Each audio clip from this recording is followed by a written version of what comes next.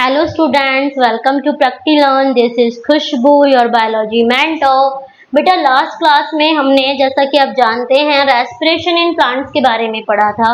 इस क्लास में हम रेस्पिरेशन इन एनिमल्स के बारे में पढ़ेंगे कि जो आपके डिफरेंट एनिमल्स हैं वो रेस्पिरेशन जो करते हैं वो किस ऑर्गन के अकॉर्डिंग करते हैं, किसके द्वारा करते हैं। ठीक है, तो रेस्पिरेशन इन एनिमल्स की अगर हम बात करें तो आप सब जानते हैं एनिमल्स में, ऑर्गेनिज्म में जो ट्रांसफर होती हैं, गैसेस एक्सचेंज जो होती हैं वो कांस्टेंट होती रहती हैं थ्रू द बॉडी सरफेस या सरफेस के अकॉर्डिंग होती हैं। तो जो सरफेस इन्वॉल्व होता है गैसेस को एक्सचेंज करने के लिए, जिस सरफेस के द्वारा एनिमल्स में गैसेस एक्सचेंज होती हैं उस सरफेस को हम कहते हैं रेस्पिरेटरी सरफेस। ठीक है, रेस्पिरेटरी एनिमल्स होते हैं, कुछ सम एनिमल्स जो होते हैं वो रेस्पिरेटरी सरफेस का यूज करते हैं, मतलब कि अपने सरफेस के द्वारा क्या करते हैं, अपना गैसेस का एक्सचेंज करते हैं। ठीक है, इसको हम कहते हैं रेस्पिरेटरी सरफेस। अब जिस सरफेस के द्वारा आपका गैसेस का एक्सचेंज होगा, गैसेस जो एक्सचेंज होंगे रेस्पिरेटरी सरफेस के द्वारा, तो ऑब्वियसली रेस्पिरेटरी सरफेस के अंदर कुछ कैरेक्टरिस्टिक्स होनी चाहिए, कुछ ना कुछ ऐसी चीजें तो होती हैं जिसके द्वारा रेस्पिरेशन हो पाएगा, गैसेस एक्सचेंज हो पाएंगी। तो क्या क्या कैरेक्टरिस्टिक्स इसके पास होती हैं हम वो पढ़ेंगे। फर्स्ट ऑफ ऑल आप सब जानते हैं रेस्पिरेटरी जो सरफेस होगा वो बहुत ही ज्यादा, मतलब कि जिस बॉडी सरफेस से आपका क्या हो रहा है, रेस्पिरेशन हो रहा है, वो सरफेस क्या होना चाहिए, पहली बात तो लार्ज होना चाहिए, लार्ज बड़ा होना चाहिए, लार्ज सरफेस। ठीक है, जिससे ज्यादा से ज्यादा गैसेस एक्सचेंज हो सके फॉर रेस्पिरेशन। सेकंड जो आपका होगा, जो सरफेस होगा वो क्या होना चाहिए, मस्ट बी मॉइस्ट। ठीक है, मॉइस्ट होना चाहिए एंड थिन, पतला होना चाहिए बहुत ज्यादा, ताकि से इजीली क्या हो, आपका गैसेस एक्सचेंज हो सके रेस्पिरेटरी सरफेस से। दूसरा आपका थर्ड वाला जो होगा उसके अंदर क्या है कि आपका रेस्पिरेटरी सरफेस मॉइस्ट होना चाहिए, चिपचिपा होना चाहिए, साथ ही साथ थिन होना चाहिए। तीसरा जो इसकी हम बात करते हैं, आपका रेस्पिरेटरी सरफेस है वो परमिएबल होना चाहिए। क्या होना चाहिए, परमिएबल होना चाहिए, जिससे इजीली गैसेस का एक्सचेंज हो सके आपके सरफेस से। फोर्थ जो होना चाहिए, रेस्पिरेटरी सरफेस आपका प्रोविजन दे कि इजीली, शुड बी प्रोविजन। ठीक है, वो क्या हो, आपको प्रोविजन दे जिससे इजीली गैसेस का एक्सचेंज हो सके, ऑक्सीजन अंदर जा सके, कार्बन डाइऑक्साइड बाहर आ सके। ठीक है, आगे समझ में, ये आपके रेस्पिरेटरी सरफेस की कैरेक्टरिस्टिक्स हैं जो होनी चाहिए जिससे वो इजीली क्या हो, आपकी गैसेस का एक्सचेंज कर सके। यहाँ तक आपको समझ में आया। अब हम बात करते हैं कि डिफरेंट ऑर्गेनिजम्स या डिफरेंट एनिमल्स कैसे आपका रेस्पिरेशन करते हैं, किस बॉडी ऑर्गन का वो यूज करते हैं फॉर रेस्पिरेशन। आई होप यहाँ तक आपका क्लियर हो गया होगा। तो अगर हम डिफरेंट एनिमल्स की बात कर रहे हैं तो बेटा देखो, सर्टेन एनिमल्स होते हैं जो कि लोअर एनिमल्स की हम बात कर रहे हैं, it mean the unicellular organism या प्रिमिटिव ऑर्गेनिजम्स हैं, लोअर एनिमल्स हैं, वो अपने डिफरेंट बॉडी ऑर्गन्स को, जैसे कि अगर हम बात करें प्रिमिटिव की, तो वो अपने बॉडी सरफेस का यूज करते हैं, जैसे कि अमीबा होता है, पैरामीशियम होता है, यूग्लिना होता है, आपका हाइड्रा होता है। इनके पास अपना प्रॉपर कोई बॉडी ऑर्गन नहीं होता रेस्पिरेशन के लिए, आप सब जानते हैं these are single celled organisms. ठीक है, तो वो अपने बॉडी सरफेस को यूज करते हैं। तो जो लोअर एनिमल्स होते हैं वो किसका इस्तेमाल करते हैं, वो यूज करते हैं अपने बॉडी सरफेस का। ठीक है, मतलब आपका जो बॉडी सरफेस होगा, जैसे कि अगर हम अमीबा की बात कर रहे हैं तो आप सब जानते हैं अमीबा का स्ट्रक्चर आप सबको पता है, ये एक सिंगल सेल्ड ऑर्गेनिज्म है, इसके पास कोई स्पेशल ऑर्गन नहीं है रेस्पिरेशन के लिए।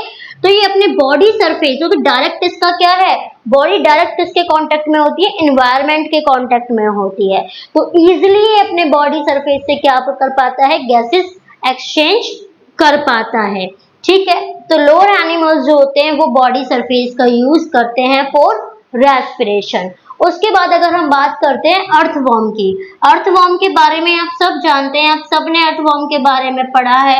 अर्थवर्म आप सब जानते हैं कि अर्थवर्म आप सबने देखा भी होगा, बरसात के मौसम में निकल कर आता है, दे हैव बिल्कुल मॉइस्ट स्किन, उनके पास बहुत मॉइस्ट और चिपचिपी स्किन होती है, बहुत ज्यादा थिन होती है। क्यों होती है? क्योंकि जो वो ब्रीदिंग करते हैं, जो वो रेस्पिरेशन करते हैं, ठीक है, जो वो रेस्पिरेशन करते हैं वो करते हैं थ्रू द स्किन, अपनी स्किन के द्वारा, अपनी जो उनकी लेयर होती है स्किन की, उसके थ्रू वो गैसेस का एक्सचेंज करते हैं। दैट्स वाई उनकी स्किन जो होती है मॉइस्ट होती है, चिपचिपी होती है, बहुत ज्यादा पतली होती है। और जो ऑर्गेनिजम्स अपना स्किन से क्या करते हैं, रेस्पिरेशन करते हैं, उस प्रोसेस को क्यूटेनियस कहा जाता है। कि मतलब वो अपना किसका इस्तेमाल कर रहे हैं, स्किन का इस्तेमाल कर रहे हैं, तो इसको हम कहते हैं क्यूटेनियस रेस्पिरेशन, कि इसमें ऑर्गेनिज्म अपने स्किन का इस्तेमाल कर रहा है, ठीक है, जो कि आपका अर्थवॉर्म है। दूसरा अगर हम बात करें फ्रॉग की, तो फ्रॉग के बारे में आप सब जानते हैं, अपनी छोटी क्लास से ही पढ़ते आ रहे हैं कि जो फ्रॉग होता है उसके पास वो अपने लंग से भी ब्रीदिंग कर सकता है और अपने स्किन से भी ब्रीदिंग कर सकता है। दे आर एम्फीबियंस, मतलब वो पानी में भी सर्वाइव कर सकता है और वो अर्थ पे भी सर्वाइव कर सकता है। क्यों? क्योंकि पानी के अंदर अगर वो जाएगा तो उसके पास उसकी स्किन है, ठीक है, जिससे वो सर्वाइव कर सकता है, ब्रीदिंग कर सकता है, रेस्पिरेशन कर सकता है। और अगर अर्थ पर वो आता है, लैंड एरिया पर वो अगर आता है, तो लैंड एरिया पर उसके पास क्या है, लंग्स हैं फॉर ब्रीदिंग। तो हम कह सकते हैं जो फ्रॉग होता है वो दो चीजों का यूज करता है रेस्पिरेशन के लिए। फर्स्ट, आप दो मेथड हम कह सकते हैं, स्किन के लिए वो क्या है, क्यूटेनियस मेथड का यूज करता है फॉर रेस्पिरेशन। और अगर उसके पास लंग्स हैं तो वो कौन सा कर सकता है, पल्मोनरी रेस्पिरेशन, ठीक है, पल्मोनरी रेस्पिरेशन कर सकता है। इट मीन उसके पास क्या है, प्रॉपर ऑर्गन है, लंग्स है, ठीक है, फॉर लंग्स कह सकते हैं आप। और आप क्यूटेनियस स्किन के लिए कह सकते हैं कि वो इनके द्वारा क्या करता है, सांस लेता है, कौन, आपका फ्रॉग, ठीक है। यहां तक आपको क्लियर हुआ कि फ्रॉग जो है क्यूटेनियस मेथड भी अपना सकता है in water, and pulmonary method जो होगा उस रेस्पिरेशन ऑन लैंड होगा, ठीक है। यहाँ तक आपको समझ में आ गया कि आपका जो फ्रॉग है वो किस तरह से ब्रीदिंग करता है, किस तरह से रेस्पिरेशन करता है। अगर हम बात करते हैं इंसेक्ट्स की, इंसेक्ट्स के बारे में आप अपनी प्रीवियस क्लासेस में पढ़ चुके हैं कि इंसेक्ट जो होता है वो किस तरह से अपनी ब्रीदिंग करता है, कैसे रेस्पिरेशन करता है। तो आप सब जानते हैं आपका जो इंसेक्ट्स होते हैं, जैसे कि आपका कॉकरोच हो गया, इनके पास क्या है, इनके पास ना आउटर स्केलेटन होता है, एंडो स्केलेटन नहीं होता, इनका आउटर स्केलेटन होता है। तो इनके पास ना ब्रीदिंग के लिए, रेस्पिरेशन के लिए क्या होती है, एयर ट्यूब्स होती है। क्या होती है, एयर ट्यूब्स। इनके जो हेड है उसके पीछे छोटे छोटे होल्स होते हैं और वो होल्स अर्थ से कनेक्ट होते हैं, एयर ट्यूब से कनेक्ट होते हैं, जिनको हम ट्रैकिया भी कहते हैं। क्या होते हैं इनके पास, एयर ट्यूब्स होती हैं, जिनको हम ट्रैकिया भी कहते हैं, ठीक है। इनको हम ट्रैकिया भी कहते हैं, जिनसे क्या करते हैं, ये अपनी रेस्पिरेशन करते हैं कि डायरेक्ट ये अपने एयर ट्यूब्स के अंदर एयर लेते हैं और गैसेस का एक्सचेंज करते हैं, ऑक्सीजन लेंगे, कार्बन डाइऑक्साइड बाहर निकालेंगे। तो ये होता है इंसेक्ट में, ये फ्रॉग में, ये अर्थवॉर्म में, लोअर एनिमल्स। यहाँ बॉडी सरफेस का यूज किया जा रहा है, यहाँ स्किन का यूज किया जा रहा है, यहाँ स्किन एंड लंग्स दोनों का यूज किया जा रहा है, और यहाँ एयर ट्यूब्स का यूज किया जा रहा है। अगर हम वही बात करते हैं किसकी, एक्वेटिक एनिमल्स की, ठीक है। एक्वेटिक एनिमल्स से आप मेरे बात समझ चुके हैं, पानी में रहने वाले एनिमल्स लाइक फिश, प्रॉन्स, ठीक है, टैडपोल्स, ये सब क्या है, पानी में रहने वाले ऑर्गेनिजम्स हैं जो एक्वेटिक ऑर्गेनिजम्स कहलाते हैं। अब देखो ये सभी क्या है, एयर से अपनी गैसेस एक्सचेंज करते हैं, क्योंकि ये डायरेक्ट एनवायरनमेंट एयर से कांटेक्ट में है। लेकिन अगर हम एक्वेटिक एनिमल्स की बात करें, फिश की बात करें, तो वो डायरेक्ट एयर से तो कांटेक्ट में नहीं है, क्योंकि आपको पता है एक्वेटिक है, पानी में रहने वाले हैं, बाहर तो ये रह ही नहीं सकते, बाहर रहेंगे तो दे कैन नॉट सर्वाइव। तो फिश जो होती हैं वो जो ऑक्सीजन यूज करती हैं, या अदर एनिमल्स जो ऑक्सीजन यूज करते हैं, पानी के अंदर जो डिजोल्व ऑक्सीजन है, आप वाटर का फॉर्मूला सब जानते हैं, H2O होता है। क्यों होता है, क्योंकि इसके अंदर ऑक्सीजन मॉलिक्यूल भी होता है, पानी के अंदर ऑक्सीजन डिजोल्व होती है, इसलिए ये क्या करते हैं, डिजोल्व ऑक्सीजन से ब्रीदिंग करते हैं। इनके पास स्पेशल क्या होते हैं, जैसे कि अगर फिश की बात कर रहे हैं, यहाँ पे एक्वेटिक एनिमल में फिश का हम एग्जांपल लेके चल रहे हैं, इनके पास एक स्पेशल ऑर्गन होता है जिसका नाम होता है गिल्स। गिल्स के बारे में आप प्रीवियस क्लासेस में पढ़ चुके हैं कि फिश जो होती है उसके पास स्पेशल ऑर्गन है गिल्स, जिससे वो डिजोल्व ऑक्सीजन का यूज करते हैं फॉर रेस्पिरेशन।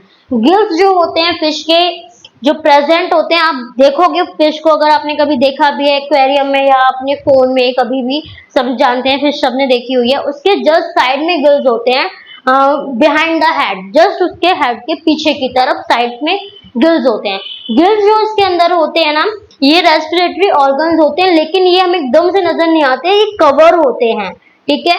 ये आपकी एक मैम स्किन कवरिंग से ढके हुए थे, मॉडिफिकेशन ही होती है इनकी स्किन की, जो गिल्स फॉर्म करती है, और ये कवरिंग, इस पर कवरिंग लगी होती है ताकि से इजीली हमें नजर भी नहीं आते। ये क्या करते हैं गिल्स, कैसे ब्रीदिंग में, रेस्पिरेशन में मदद करते हैं फिश की। देखो बेटा, अब हम एयर में डायरेक्ट कांटेक्ट में हैं, हम एयर के, तो हमारे पास जो स्पेशल ऑर्गन है फॉर रेस्पिरेशन वो लंग्स हैं। हम अपने नोस्ट्रिल्स के थ्रू डायरेक्ट एयर से हम ऑक्सीजन लेते हैं और लंग्स से अंदर हमारी बॉडी में फिल करते हैं, ठीक है। वही हमारी जो बॉडी से जो कार्बन डाइऑक्साइड रिलीज हो रही है वो लंग्स के थ्रू हमारी बॉडी से बाहर निकाली जाती है। उसी तरीके से जो गिल्स हैं ये भी काम करते हैं। आपका जो फिश, आप ध्यान से देखना, फिश जब भी पानी में घूमती हुई आपको दिखेगी तो वो हमेशा अपने माउथ को ओपन एंड क्लोज करती रहती है। ओपन एंड क्लोज क्यों करती है? वो जो पानी के अंदर ऑक्सीजन डिजोल्व है वो अपने माउथ से वाटर को अपनी बॉडी में लेती है। जब पानी उसके मुंह के अंदर जाता है उसकी बॉडी में, तो वो क्या करती है, वो उस पानी को भेजते हैं गिल्स के पास। गिल्स क्या करते हैं, उसमें जो ऑक्सीजन है उस ऑक्सीजन को वो ट्रांसफर कर देते हैं, एब्जॉर्ब कर ली जाती है थ्रू द ब्लड, और बाकी जो पानी है, बचा हुआ वाटर है, वो उस गिल्स के थ्रू उसके बॉडी से बाहर निकल जाता है। इस तरह से फिश जो है डिजोल्व ऑक्सीजन से रेस्पिरेशन करती है, ठीक है। और एक बात और ध्यान सुनना, जो रेस्पिरेशन रेट की अगर हम बात करें तो रेस्पिरेटरी रेट हमारे कंपैरिजन में, ठीक है, आपके एनिमल्स की कंपैरिजन में फिश के अंदर कम होता है। ह्यूमन के अकॉर्डिंग कर लें, एनिमल्स के अकॉर्डिंग कर लें, क्यों? क्योंकि आपकी जो गिल्स है, आपकी जो फिश है पानी में रहती है, पानी के अंदर जो ऑक्सीजन का अमाउंट है वो कम है, किससे? एयर से। तो वो ब्रीदिंग रेट भी इनका क्या होगा, रेस्पिरेशन रेट भी कम होगा। अब आपका breathing rate, ma'am respiration rate क्या होता है ये ध्यान सुनना। ब्रीदिंग रेट हम कहते हैं कि ब्रीद इन पर मिनट, एक मिनट में कितनी बार वो सांस ले रहा है उसको हम कहते हैं ब्रीदिंग रेट, ठीक है। तो हमारा ब्रीदिंग रेट इनके कंपैरिजन में ज्यादा होता है एक्वेटिक एनिमल्स के, जबकि इनका कम होता है। लेकिन फिश का अगर आप ब्रीदिंग रेट जानना चाहते हो तो अगर आपके आसपास कहीं एक्वेरियम में फिश है तो आप 1 मिनट लगाकर अपनी वॉच में काउंट करना कि 1 मिनट में कितनी बार अपना माउथ वो ओपन एंड क्लोज करती है, वही उसका ब्रीदिंग रेट होगा, ठीक है। और हमारे कंपैरिजन में वो आपको कम ही मिलेगा। तो आज के सेशन में हमने डिफरेंट एनिमल्स के डिफरेंट ऑर्गन्स के बारे में डिस्कस किया कि वो कौन सा ऑर्गन या कौन सा अपने बॉडी का पार्ट यूज करते हैं फॉर रेस्पिरेशन, ठीक है। तो बेटा हम रेस्पिरेशन में हमने अब तक जो वीडियोस आपने देखे हैं कवर कर चुके हैं कि रेस्पिरेशन क्या है, कौन कौन से उसके दोनों टाइप्स हैं, उसके बारे में हमने पढ़ लिया। रेस्पिरेशन एंड ब्रीदिंग में डिफरेंस क्या है, प्लांट्स में कैसे रेस्पिरेशन होता है, एंड डिफरेंट एनिमल्स का भी आज हमने कवर किया है कि एनिमल्स में रेस्पिरेशन क्या होता है। आई होप यहाँ तक आपको रेस्पिरेशन क्लियर हो गया होगा कि रेस्पिरेशन कैसे होता है और कौन सा ऑर्गेनिज्म, कौन सा ऑर्गन यूज करता है फॉर रेस्पिरेशन। अब हमारी जो नेक्स्ट वीडियो, नेक्स्ट सेशन में आप देखेंगे, हम स्टार्ट करेंगे रेस्पिरेशन इन ह्यूमन, और वो हम करेंगे थोड़ा डीपली ताकि से आपकी आगे की क्लासेस में भी मदद हो जाए, क्योंकि जो टॉपिक्स आप 9th-10th में पढ़ते हैं उन्हीं का आप ब्रॉड पढ़ते हैं 11th-12th में, जो कि आपके नीट में मदद करेगा, ठीक है। तो हम जो रेस्पिरेशन इन ह्यूमन पढ़ने वाले हैं वो थोड़ा डीपली पढ़ेंगे और इसकी भी स्टेप वाइज वीडियोस बनाएंगे, एक साथ आपको नहीं कराया जाएगा। हर वीडियो में अलग अलग ऑर्गन का, अलग अलग प्रोसेस का डिस्कशन होगा कि कहाँ पे क्या हो रहा है। तो हमारी नेक्स्ट वीडियोस बहुत ध्यान से देखना, समझना, जिससे तुम्हारी स्टडी में हेल्प होगी। अगर आपका कोई डाउट है तो आप कमेंट बॉक्स में डाल सकते हैं। Thank you for watching.